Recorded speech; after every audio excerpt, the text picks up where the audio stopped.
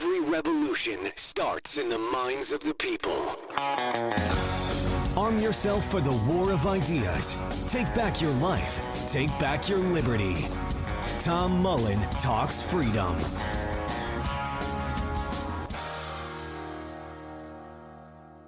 Hello, everybody, and welcome back to Tom Mullen Talks Freedom. Today, I'm very pleased to have as my guest Mike Bedenbaugh. He's a Navy veteran, historic preservationist, political analyst, and author of a new book, Reviving Our Republic, 95 Theses for the Future of America. This book is grounded in lessons throughout American history and proposes 40 actionable reforms aimed at making a U.S. government that truly works for the people. Mike is also a community leader and a podcast host with a podcast of the same name, Reviving Our Republic, and he empowers the average citizen to take action with his book as the blueprint.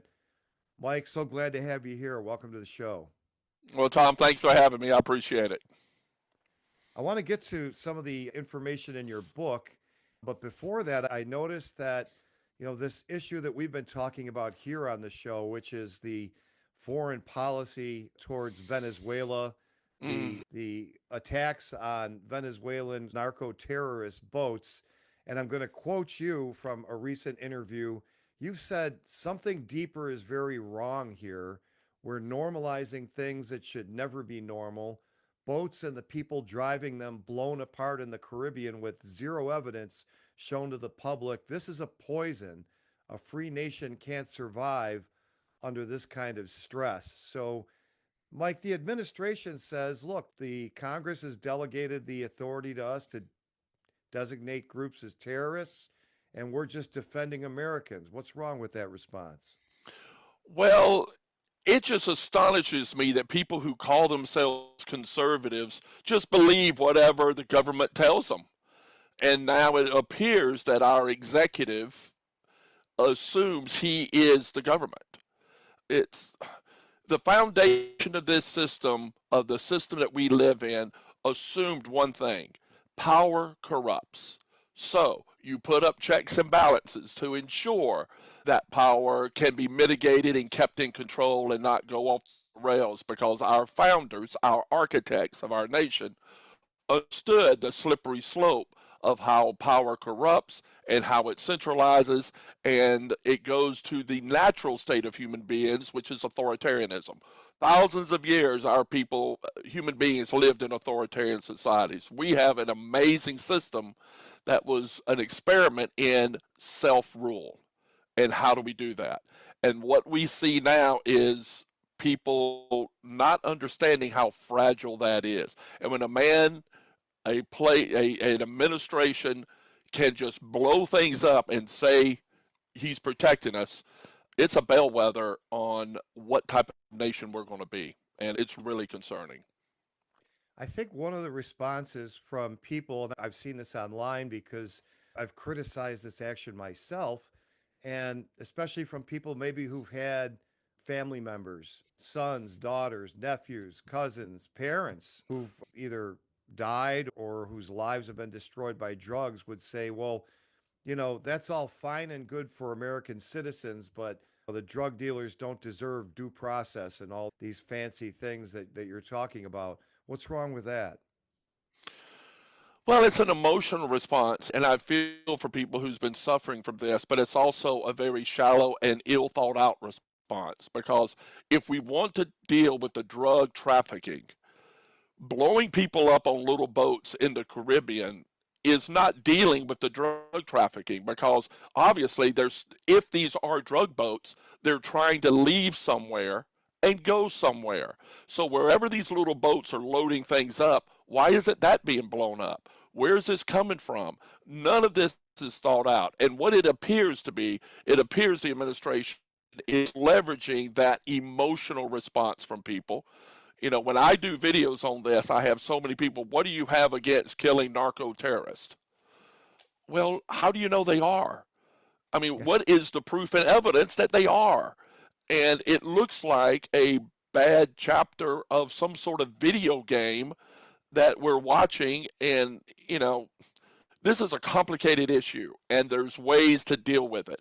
And I just found out today, in fact, I'm doing a video on it, that they had people in the Pentagon dealing with some that had been captured, and what are they doing with them? They wanted to send them to El Salvador and not bring them to America. Why? Because if they brought them to America, they'd have to go before a judge somewhere. And they do not want that to happen. So that shows me there's more to this than what is happening. So my personal theory is it doesn't matter to them what's in the boats. It matters on the emotional response they can get and to ramp up the justification for military action in Venezuela. That's what it looks like. And that puts our men and women and boys. I mean, I'm 64 now. And, these are our children that's going to be sent into a war. This is why the people's representatives determine whether we go to war and not one man. So, yeah, and that kind of ties into your book. It's called Reviving Our Republic. So, Yes. presumably there's something wrong that needs to be revived. Do you see this as symptomatic of what's wrong with the state of the American Republic today? Absolutely. And I want to be clear, this is not a partisan issue. In my book, Reviving Our Republic, ta-da, we have been slippery sloping into this centralized bureaucratic state over the past 60 years, especially ever since World War II. And the whole book is based on the fact of, when I watched a debate in 2015, the Republican debate, and it looked more like a SmackDown worldwide wrestling event than a real debate. It was just vulgar, insulting, and I realized we had gone to a place that Washington had feared we would. So my study of Washington, I love history. I've studied history all my life, and I base things with a historical perspective about precedents. And so I really spent a lot of time studying Washington's farewell address. And when Washington, our first president, who voluntarily gave up power after 2 terms, left us an owner's manual, a maintenance manual for our republic, in the form of his farewell address. And he lists pages of things that we need to be cognizant of if we're to keep this republic. And it's one of the most brilliant political science essays ever written. And we've forgotten those things. So I took out part of that, dispensed it into the book with policy points, like, the whole thing that a lot of people are familiar with, entangled alliances. We don't need to be involved in entangling alliances. And also false patriotism, elevating emotional patriotism versus true patriotism. And the things he warned us about, it's like watching what's happening now in our public life. So the book just kind of say, listen, here's what we were warned about. Here are ways we can fix it. And I put it out there for folks, and hopefully to inspire people to run for Congress. Use it. I used it as my platform when I ran for Congress as an independent. And I hope it just inspires people to say we can have this country work, but it takes work to do it. What happened after World War II that was a fundamental change? We became a world power, and and our hegemony spoiled us to think that the world could only work if we ran it. Basically, is what happened. I mean, think about, to take a 36,000 view and just think about our engagement in the world through war, and leading up to World War I and leading up to World War II, we really didn't have a military industrial complex. We didn't have a private sector that made tons of money off of war making. I mean, we had gun manufacturers and all of that, but nothing on the scale of what we had in the 50s. And we defeated on 2 fronts, the worst war to ever be inflicted on human species in the world. And we were able to help defeat it in 4 years. Ever since that's happened, and ever since we built up this machinery to protect us so that never happens again, how many wars have we been able to come in and actually be satisfied and win and do it in 4 years? We haven't. I do not think this system protects us at all. It protects stocks It protects income from mega corporations who make money off of billion-dollar jet planes. And we need those tools, but we don't need those tools to control how we make policy. And that's the difference. And that's what he warned us about. And that's what we have to be cognizant of. Now, you're actually a Navy veteran, so you've been out there Yes. and on the water, not in the air or ground. So that's a great perspective for all this. Is the problem that there's just too much military all around the world and it's too easy to use it? Or do you think it's a good idea that the United States has this huge military and just shouldn't use it the way it's been used? You know, Adams once talked about, President Adams talked about when he was looking at our defense in the 18th century, that we're protected by a wall of wood, meaning wooden ships, which is what I'm always prejudiced toward the Navy, because I see the Navy as our ultimate best protector from from invasion or any of those things. We do need a strong military. But we also know now we have the strongest military than 10 times the competitor. But is it really protecting us? So we've jobbed out too much of our decision making to the assumptions that only a military, powerful war machine will protect us.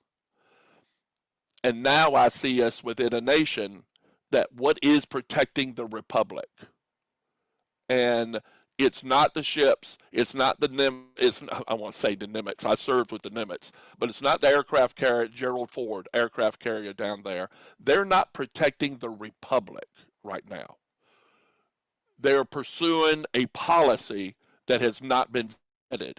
But what we need to do to protect the republic is to put limited power back in Washington, to put checks and balances so that power doesn't centralize too much in one office, and start creating systems where people who go to represent us go to Washington, D.C. only to represent us as a service, and then leave and come back to their regular jobs, and put that system back in. I do not believe we can be a world hegemonic power and a liberal democracy, free republic, federal republic at the same time. Because the things to protect one are different systems and counter systems that protect the other, being secret state, not let people know where all the bombs are, all those things. And we really, as a people, need to come together and figure out how that works. I think it could work as a free republic as long as we're cognizant of the fact that we don't have to be a world power to know we can protect ourselves from anybody attacking us. I'm confident we can. We did for all those years. And we still can, but we need to really put that back. We need to put the reins back on it. So you remind me of another quote from the founding generation, which is James Madison, who he goes through a laundry list of the problems with it, but he concludes by saying, no nation could preserve its liberty in the midst of perpetual warfare. And That's right. I think the average person who hears about, maybe people like you and I getting hot and bothered about something happening 6,000 miles away, and they say, what am I going to do about it? And really, what does it have to do with me? That's the government. What does it have to do with the average American that we're involved in all these conflicts all over the world? I have a hard time relating to that concept because I see it it's such self-evidence that how we exist here in freedom matters how our military power, especially how our children are put in firing lines in other places around the world. The world's a dangerous place. And every other country has their own way of evolving their own governing system. They have their own population, their own trajectory of cultural history that leads them into the type of government that they have, whatever that form of government is. And Washington had some great quotes in his farewell addresses. We should not be judgmental basically, in a nutshell, do not be judgmental on other nations' governing systems, but be as independent of that as possible, still allowing as much commerce as possible. And because we can't fix everybody, if someone was to come into America in 1780 during our revolution, they come up into upcountry of South Carolina, they will see a civil war of people killing each other, just like you see in Middle Eastern countries now. Every nation has a way it needs to evolve through its own social compact they need to work out. We can't fix them all. And especially when there's such a profit motive for some folks that's engaged in that. We're a whole lot safer if we don't do it. So, yeah, I mean, I once read there's a book out there that has all of the inaugural addresses. You know, Mm. probably not the most interesting thing in the world for everybody. One time I went and I read through them, Oh, and what was wow. striking, to back to your point, was that, for this decade, roads and canals were the big issue, and then there was slavery, and then there was, central banking and the currency and all kinds of different issues. But no matter what the president's party was, and no matter what the other issues over the day, they would get to the foreign policy part. They'd say, well, basically the Washington advice that you just quoted, that's been working, so let's not fool with that. And that was just 100 years Yeah. where nobody was interested in going out overseas and getting involved anywhere. What do you think changed at the turn of the 20th century? I think the myth that neutrality meant isolationism, right? The belief that our staying out of World War One is what helped create the problem of World War One. If we had gotten involved in World War One earlier, not as many people would died, because once we got involved, we pretty much created the armistice. And so then we brought down the troops, and then World War II happened. And we had a lot of people saying, the traditionalists, the conservatives were saying, we do not want to be involved in a European war, listening to Washington. And because Hitler overwhelmed Europe so quickly, people saw that, the powerful that saw opportunity in, this is how we need to be safe. We cannot live, the world's too interconnected for us not to be fully involved. I think that's a flawed philosophy.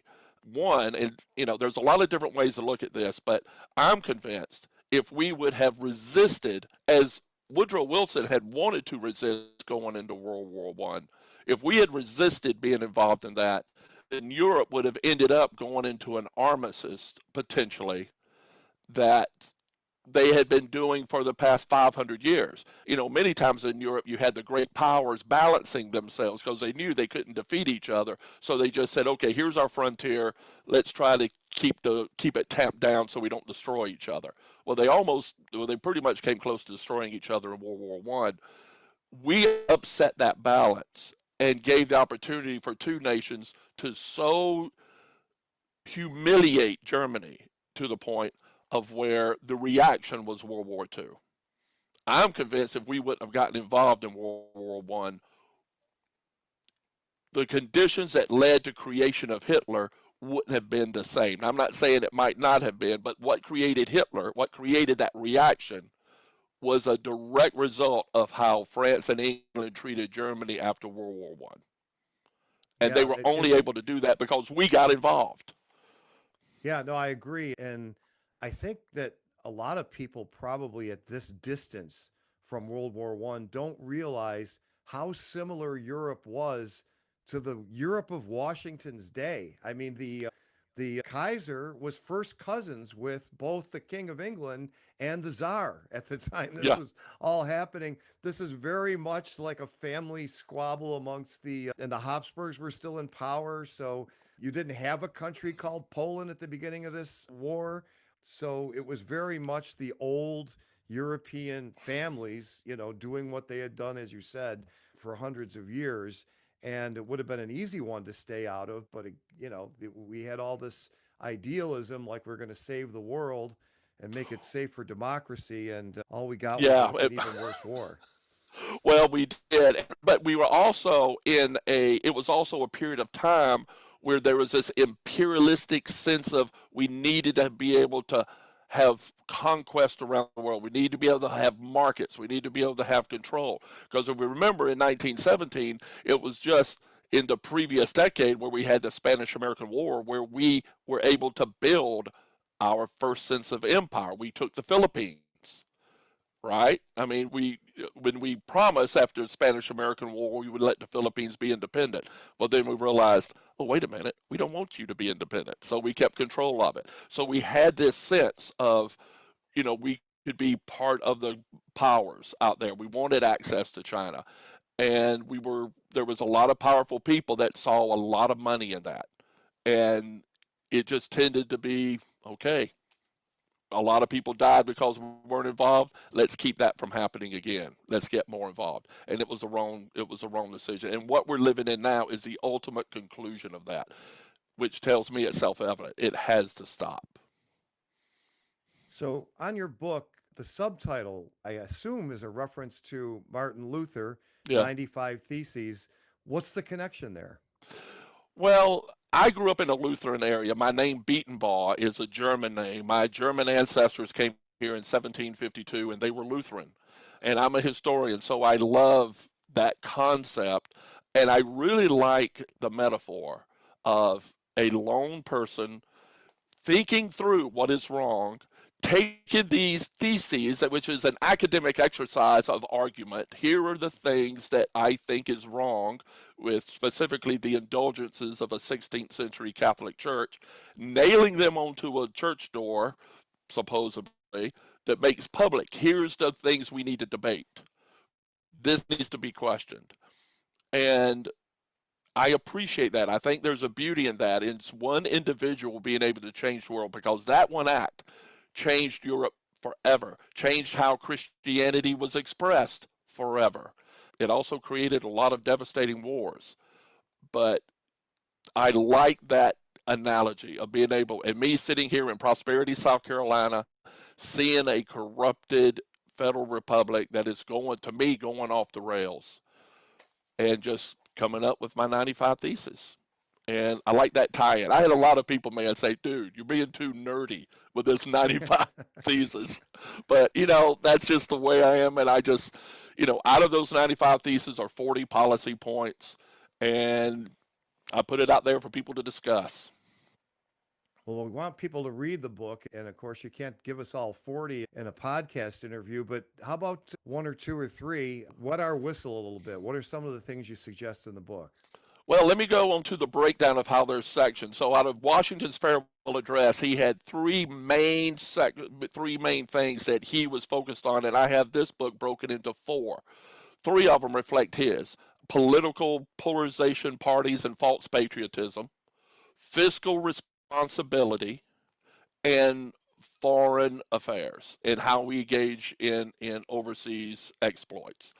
I added another one, which Washington wouldn't have been aware of as much at the time, is the corporatization of our society. Mega corporations that have become similar to state actors in how they can control communities, and the collusion of corporate and state actions have compromised our individual liberty, especially economic liberty on local levels. So those are the four sections. So on the political part, I think the biggest thing is taking the careerism out of politics and representation. And, one simple thing that I thought about, and every time I shared it when I was running, everybody, wow, that's a good idea. And that is, since potentially people should have the freedom to give money to candidates, we need to make it to where only people who can vote for a candidate can give them money. Period. If this is about citizens and about we the people, then, and if money can be deemed an expression of voice, which I don't doubt, I don't know, I mean, I can't get into the legalities of that Supreme Court has said that its speech is spending money. I have a hard time with that, but let's just say that's the decision. Then fine. Then only the influence of those who can vote for you can give you money, period. And that will probably take a constitutional amendment. The other thing, and this I think is even more important, is the Citizens United decision put corporate money into politics hidden. And I'm an originalist and I'm a textualist, and I see that decision as a actual logical conclusion of 100 years of precedent in which corporations are treated with personhood, which legally corporations and trusts do have personhood. But what we need to do as people, instead of fussing about Citizens United and pretending we just need to get other Supreme Court justices to decide differently, we just need to say, okay, if that's the rule, then we need to go into the Constitution and differentiate between natural persons, citizens, and artificial personas, corporations, and separate that out as what freedom of speech is about and citizenship. That will fix a lot of the money issues that we have, I think. All right. Yeah, and I've looked into that a little bit. I think What did there you might be find? another side to that story in that, like, I guess the way I think about it is, well, what is the difference between the various shareholders contributing through a corporation and some pack or whatever group of people just doing it individually? Since it's all, I mean, shareholders or members of any other association could Yeah. pool their money The theoretically. right to assemble. Right. So Yeah. what is the distinction here when you talk about the members of a corporation versus the members of some other Well, I'm not, association? yeah. So, you know, this is part of the discussion I think we just need to start having. And I think the issue of personhood is important for us to start. But, the main thesis I had is, okay, fine, all of these are complicated issues, but I really think a lot of people, everybody I talked to agreed with it. You can only, people running for office can only receive money from people who can vote for them. Now, then you have the whole issue of laundering. How do you keep that from happening? People giving them money, and, Yeah. it's a complicated thing, but we need to start seriously thinking about this and determining what moral basis we have in how we govern ourselves. Where is the morality? Where is the character? We have to really have a hard discussion about that, because what's been happening the past 50 years is we slowly in our consumptive society just assume that's someone else's problem, they have to take care of it and they'll figure it out, and we all get in our little silos of what we're comfortable with. But we need to start taking responsibility for this stuff. And so that's my little contribution on that part. The other one, of course, is, term limits I think are absolutely, absolutely necessary. The power that representatives and senators can obtain now, we have to limit the power. When the Constitution was written, they couldn't imagine someone representing 30,000 people in the backwoods of South Carolina having the type of power that a representative has now, representing 750,000 people. That needs to be checked a little bit. Yeah, I'm not exactly sure why we can't have more Congress people. Like, why? It's almost like they want to stay in that little room in there. Now, of course, there's all kinds of corrupt reasons why you'd want to limit the number of congressmen, but I think for the average person, it doesn't occur to them that they're not represented. That, just as you just said, America was a lot smaller when they came up with the present numbers, and I don't even know what it would be, but it would have to be thousands of people to get back to the ratio they had back then as far as who represented you. Yeah, at the time it was 35,000 per representative, and that would be a Congress of about 35,000 people. So, you know, where is the balance? And right now it's fixed just to a set number of Congress inside. So that 750,000 figure is going to get bigger as our population grows.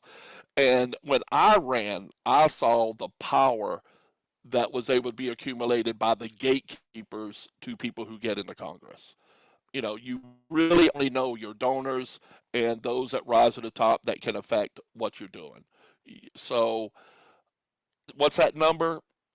200,000, 150,000. I just think it's a discussion we have to have. So, that's one of those elements in there also. Another thing is that when you go into office, whatever time you're there, let's say a House representative, you're there 10 years, you are prohibited from signing on to a 501c4 lobbying organization for that same period of time.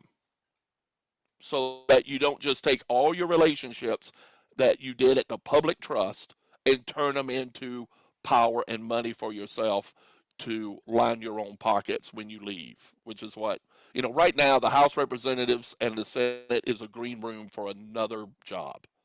Yeah. Money, wealth, and influence. And we just have to stop that.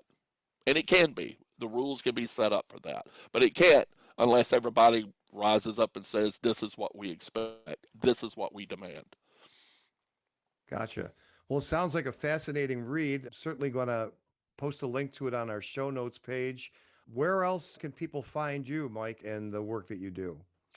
Well, I have a page, revivingourrepublic.com. From there, you can see the podcast that I'm doing, the channel, and also the book, access to the book. It's on Amazon. Reviving Our Republic is there. And in fact, 2 weeks ago, it was in the top 20 for political and civic history. So, yay, it's starting to get some traction. And I've got some great reviews. But on Reviving Our Republic, I have a lot of other things where people could look into. I have blogs on how the Constitution works, how it should work. So I welcome everybody to come and look at it and help be part of this movement that I'm confident we can make the difference we need to make. Sounds great, Mike. And again, we'll certainly push out the book and on my Twitter, and hopefully you'll be able to come back and let us know how it's going. I look forward to it anytime, Tom. Thank you so much. I appreciate it. Thank you. The war of ideas has only just begun. Arm yourself with the knowledge you need by heading to TomMullenTalksFreedom.com and subscribing to our email list. And remember, every revolution starts in the minds of the people.